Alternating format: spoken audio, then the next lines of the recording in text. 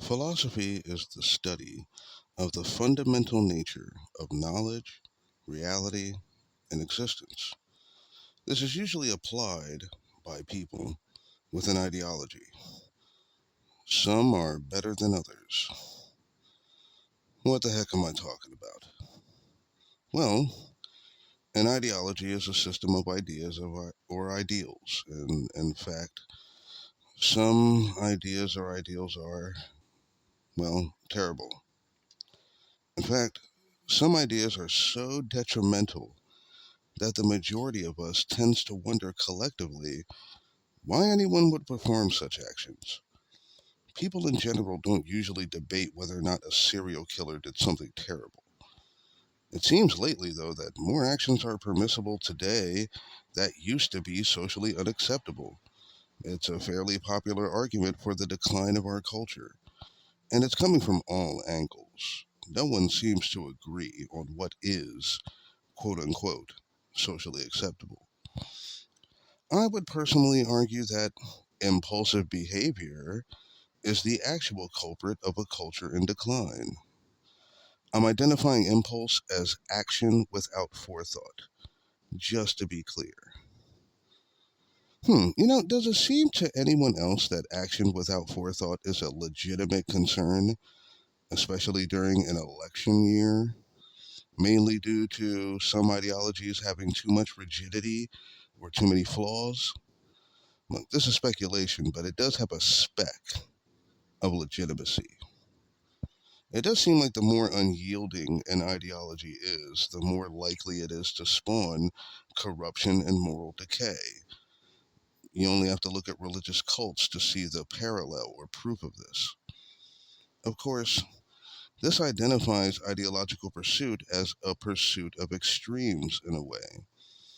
Yet, most of us don't embrace extremes. And what's more confusing is the allure of extreme behavior. The fact is, because people are inherently complicated, systems of belief and philosophy are complicated. We contain multitudes. That's why I must point out that I'm not a philosophy expert of any kind, but I do have a brain that works and a world that I can observe. In essence, we're all kind of philosophers by making choices in our everyday lives, with the social order as our canvas, so to speak. And it isn't clear that collectively we understand the power in this idea. We shape the world we inhabit, and in turn, the world we inhabit shapes us. That premise seems to lend credence to the idea of a flexible ideology being much more useful. Just in my opinion, of course. I mean, without pointing out specifics, there does seem to be several ideological foundations that appear rigid and uncompromising, and that can do real harm to the individual. Not to mention how much ideology we are imbued with from the beginning of our lives. It comes from all angles, of course. It comes from your parents, it comes from media, it comes from your own passive observation.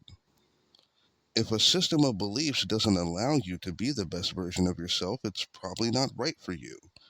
Something else that we generally understand as time goes on. That doesn't have to be controversial or political, by the way. It could just be a display of empathy. I understand what it's like to be conflicted.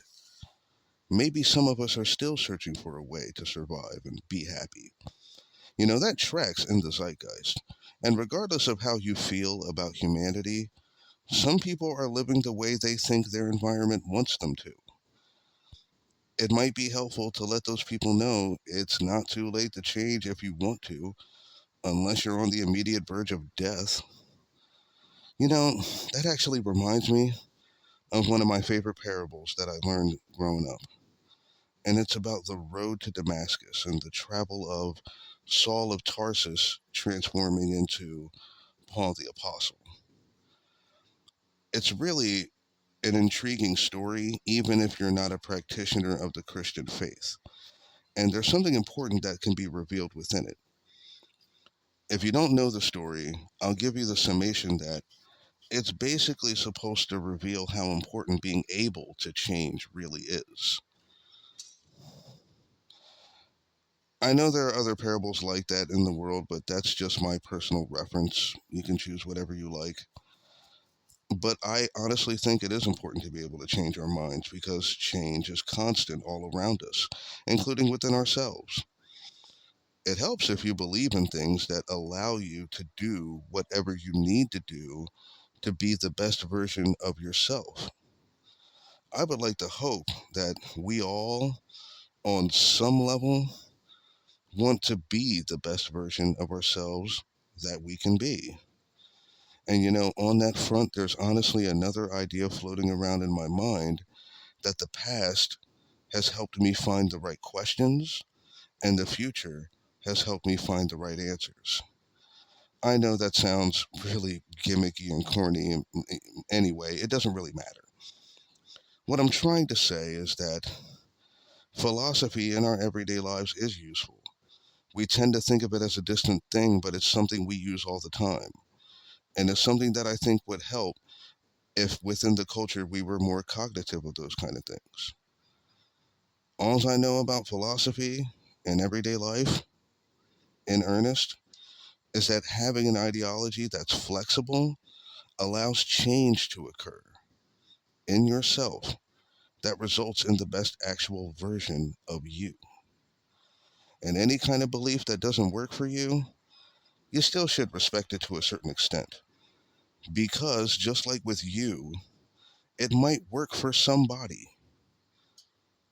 And for better or worse, collectively as a culture, we should try really hard to never forget that.